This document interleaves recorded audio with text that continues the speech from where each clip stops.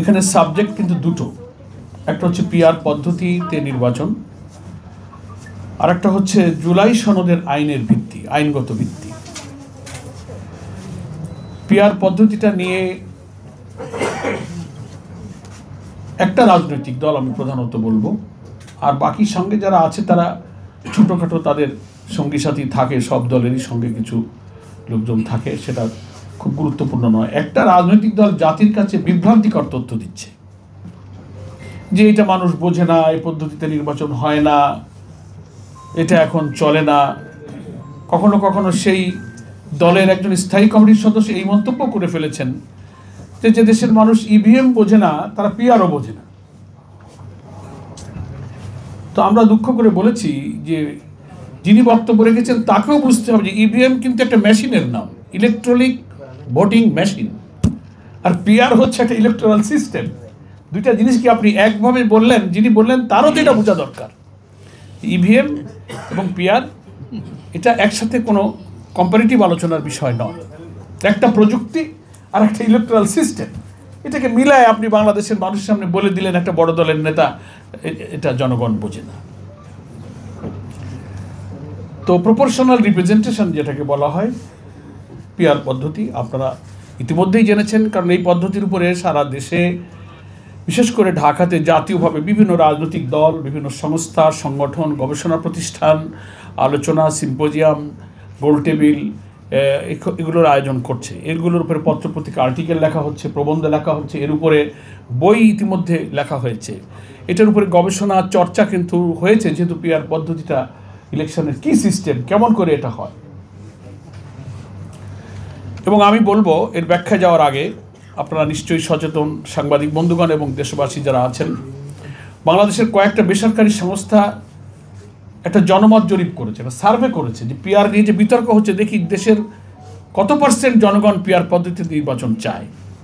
সেই সার্ভে রিপোর্টেও দেখা গেছে যে ৭১% মানুষ দেশে পিআর পদ্ধতিতে নির্বাচন চায়। তো আজব ব্যাপার। তারপরেও বলা হচ্ছে যে না, এটা জনগণ হবে না, মানবে না, আমরা পারবো না। প্রপোর্শনাল রিপ্রেজেন্টেশন পদ্ধতিতে পৃথিবীর আধুনিক গণতান্ত্রিক দেশগুলোতে প্রায় ৯০টারও বেশি দেশে এই পদ্ধতিতে নির্বাচন হয়, এবং এই পদ্ধতির মধ্যে আবার ৬টা পদ্ধতি আছে।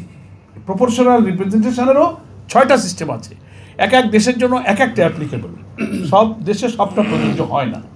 আমরা বলেছি যে বাংলাদেশের জন্য যেটা প্রযোজ্য হবে, যেটা অ্যাপ্লিকেবল হবে, সেটা এক্সপেরিমেন্ট করার জন্য বিশেষজ্ঞদের নিয়ে, সংবিধান বিশেষজ্ঞদের নিয়ে, যারা নির্বাচন বিশেষজ্ঞ আছেন, আলোচনা হতে পারে। কিন্তু পিআর বুঝবে না, মানবে না, এটা হয় কি করে? কেয়ারটেকারও একসময় এই জাতি বুঝতো না। একটা দল বলতো যে কেয়ারটেকারে আবার কি, নির্দলীয় নিরপেক্ষ, পাগল আর শিশু ছাড়া কেউ নিরপেক্ষ হয় না। এসব বক্তৃতা হয়েছে না এদেশে, যাদের একটু বয়স বেশি, সেই সময় আন্দোলনের কথা। এবং এটার হিস্ট্রিও আপনাদের জানা আছে যে বাংলাদেশে কেয়ারটেকার সরকারের প্রথম ফর্মুলাটা দিয়েছিলেন বাংলাদেশ জামাত ইসলামীর সাবেক আমির অধ্যাপক গোলাম আজম রাহিমাহুল্লাহ, যিনি ডাকসু জিএস ছিলেন, ভাষা সৈনিক ছিলেন। তো উনি যখন এই ফর্মুলাটা দিয়েছিলেন, আমাদের এই কেন্দ্রীয় মজলিস শুরার এক বিরাট অধিবেশনে তিনি এই প্রস্তাবটা পেশ করেছিলেন। তখনও জাতির উদ্দেশ্যে যখন আমরা এটা, আমাদের নেতৃবৃন্দ যখন এটা পেশ করলেন যে একটা ফ্রি ফেয়ার ক্রেডিবল ইলেকশন হতে গেলে, গ্রহণযোগ্য ইলেকশন হতে গেলে এই পদ্ধতি ছাড়া কোনো দলীয় সরকারের অধীনে নির্বাচন নিরপেক্ষ হয় না, এটা প্রমাণিত। তখনও অনেক দল এটা মানে নাই। পরে ধীরে ধীরে যখন এটার বিশেষজ্ঞ পর্যায়ে আলোচনা হলো, চর্চা হলো, তখন এটা নিয়ে আস্তে আস্তে এক একটা দল, তারপরে আমরা সব দলই কিন্তু একমত হয়ে গেলাম, এবং এটা সংসদে কিন্তু গৃহীত হলো। এবং শাহাবুদ্দিন সাহেবের যে প্রথম নির্বাচন হলো 91-এ, তত্ত্বাবধায়ক সরকারের সেই অধীনেই নির্বাচন হলো। তারপরে এটাকে সাংবিধানিক রূপ দিয়ে আইনে পরিণত করা হলো। দুঃখজনক হলো তারপরে আবার এই কেয়ারটেকার পদ্ধতিটাকে বাতিল করে দেওয়া হয়েছে। সেই ইতিহাসের দিকে আমি যাবো না, সময় চলে যাবে। যারা দেখলো যে নির্বাচন নিরপেক্ষ হলে নিজেরা ক্ষমতায় ইচ্ছামতো আসা যায় না, রাতে বাক্স ভর্তি করা যায় না, বাক্স নিয়ে দৌড় মারা যায় না, নানান রকম সমস্যা আছে, তো এটা আমাদের অধীনে হইতে হবে। এইটার অনেক ইতিহাস আছে। যাই হোক, আলহামদুলিল্লাহ 24-এর গণ অভ্যুত্থানের পরে নতুন পরিবর্তিত রাজনৈতিক পরিস্থিতিতে জুডিশিয়ারি যখন কিছুটা স্বাধীন হলো তখন এটাকে কোর্টে গেল, মামলা হলো। সে মামলায় আমি জামাত ইসলামের পক্ষ থেকে সেক্রেটারি জেনারেল আমিও বাদী ছিলাম। সেই মামলার শুনানি শেষে আদালতে কেয়ারটেকার পদ্ধতি বহাল রাখা হয়েছে, সেটা এখন আইনে পরিণত হয়েছে। তা আমরা বলেছি যে কেয়ারটেকারও যখন এক সময় বোঝে নাই, আস্তে আস্তে ধাক্কা খেয়ে বুঝেছে, তো পিআরও ইনশাল্লাহ এই জাতি এক সময় বুঝবে। আমরা এটাকে নিরপেক্ষ কেন বলেছি, এটার সিস্টেমটা ইতিমধ্যে অনেকে জেনে ফেলেছে। তো বাংলাদেশের জন্য যে প্রযোজ্য বিধান 6টা থেকে যে কোনো একটা আমরা চয়েস করতে পারি। এই নির্বাচনে কমন নিয়মটা হচ্ছে কোনো ব্যক্তি প্রার্থী হবে না, দল প্রার্থী হবে। 10টা দল আছে, তার 10টা প্রতীক আছে, 10টা দল তার বক্তব্য জাতিকে জানাবে, তার মেসেজ দেবে, তার ম্যানিফেস্টো জানাবে। সে যদি নির্বাচিত হয়ে বাংলাদেশের ক্ষমতায় আসে, দেশটাকে কিভাবে গড়বে, গোটা জাতিকে সেটা সে ব্রিফ করবে। ভোটাররা তার মধ্যে যেটাকে পছন্দ করবে সেই দলকে ভোট দেবে। কোনো ব্যক্তি যখন নির্বাচনে নিজে প্রার্থী না হয়, নির্বাচনের সহিংসতা, পেশিশক্তি, কালো টাকা, ভোট ডাকাতি, এগুলো কিন্তু তখন আর অতটা হতে পারে না। কারণ আমি যে এমপি হতে পারছি না, আমি হবে কিনা তো আমি জানি না, ফলে আমার যেহেতু ইন্টারেস্ট নেই, তো আমি কোটি কোটি টাকা কেন এখানে খরচ করতে যাব? আমি ক্যাডার বাহিনী কেন পুষতে যাব? আমি কেন ভোট কাটতে যাব? এখানে আমার পার্সোনাল ইন্টারেস্টটা যেহেতু নেই।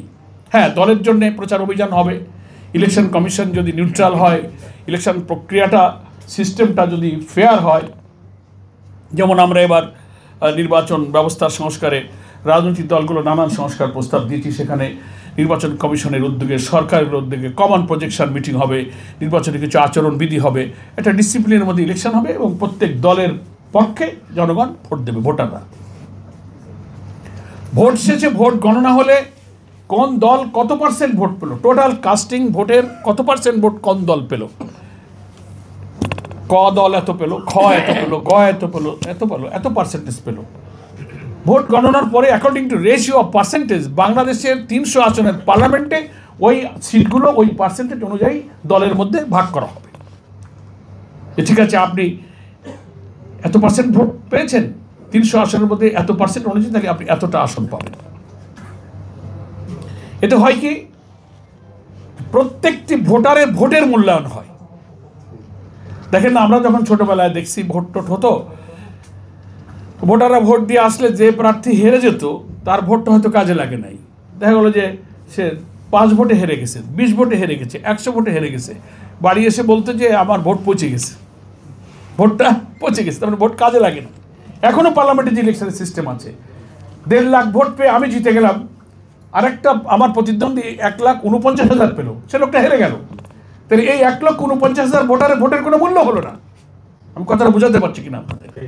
এই ভোটারগুলোর মূল্যায়ন পিআর পদ্ধতিতে হবে, কারণ প্রত্যেকটি ভোট দলের অনুকূলে গিয়েছে, ব্যক্তির অনুকূলে যায়নি, এবং গণনা হয়েছে, শতকরা হারে তার মধ্যে আসন বণ্টিত হয়েছে। তাহলে যদি কেউ 1% ভোটও পায়, 300 আসনের মধ্যে যদি টোটাল কাস্টিং ভোটের 1% ভোট যদি সে পায়, তাহলে সে 3টা আসন পাবে। আপনি কথাটা বুঝতে পেরেছেন কিনা? 1% ভোট যদি কোনো একটা দল পায় টোটাল ভোটের, তাহলে সে 300-র মধ্যে 1% কত হয়? 3টা হয়, পাবে। এবং তাদের সুবিধা হচ্ছে যে মনোনয়ন বাণিজ্য হয় না, যে আমার মনোনয়ন দেন আমি 5 কোটি দিয়ে দেবো, সব দোকান খুলে বসে থাকে দোকানদারের মতো, যাও সিট বিক্রি হবে, টাকা কে কত দেবা। টেন্ডার হয় না, নিলামে ওঠে না, ডাক ওঠে, নিলাম হইতে হইতে হাইয়েস্ট যে পায় তারা দিয়ে দেয়, কিন্তু টাকা কিন্তু দলের নেতার পকেটে চলে গেল। এই পিআর পদ্ধতিতে যেহেতু ব্যক্তির ইন্টারেস্ট থাকে না, সেই যে মনোনয়ন বাণিজ্য হয় না, সন্ত্রাস, সহিংসতা, কালো টাকা, পেশি শক্তির প্রভাব থাকে না, প্রত্যেকটি ভোটারের কিন্তু যথাযথ মূল্যায়ন হয়। সবচেয়ে বড় লাভ হলো এই পিআর পদ্ধতি, যে পার্লামেন্টটা হয় একটা কোয়ালিটি পার্লামেন্ট, একটা রিচ পার্লামেন্ট। কারণ যখন আপনি দেখবেন যে একটা দল হয়তো 50টা সিট পেয়ে গেল, তার ভোটের রেশিও অনুযায়ী সে 50টা আসন পেয়ে গেল, তখন এই সিস্টেমের ইলেকশন কমিশনকে প্রত্যেকটি দল তার এমপিদের তালিকা সে দিয়ে দেবে। তিনি তার সেন্ট্রাল লিডারদের মধ্যে থেকে যিনি আইনজ্ঞ, দক্ষ, ভালো পার্লামেন্টারিয়ান হতে পারেন, যিনি ল মেকার হতে পারবেন, সংবিধানের ব্যাপারে, আইনের ব্যাপারে যিনি ভালো বিশেষজ্ঞ, বাছাই করে করে সিনিয়র পার্লামেন্টারিয়ান যারা চাঁদাবাজ নয়, মাস্তান নয়, টাউট নয়, অশিক্ষিত নয়, বেকার নয়, নেশাখোর নয়।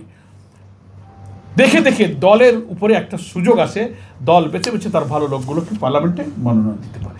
আপনি দেখবেন অতীতের অনেক দলের ইলেকশনের এই রেকর্ড আছে, আওয়ামী লীগের মধ্যেও ছিল, বিএনপির মধ্যেও ছিল, আমাদের জামাতের মধ্যেও আছে।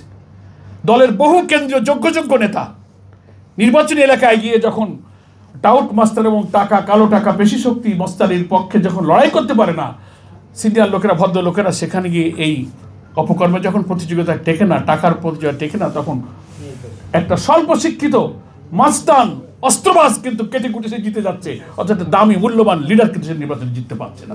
এরকম বহু নেতা শব্দের মধ্যে ছিল। এই ক্রাইসিসটা কিন্তু পিয়ার পদ্ধতিতে আর থাকবে না।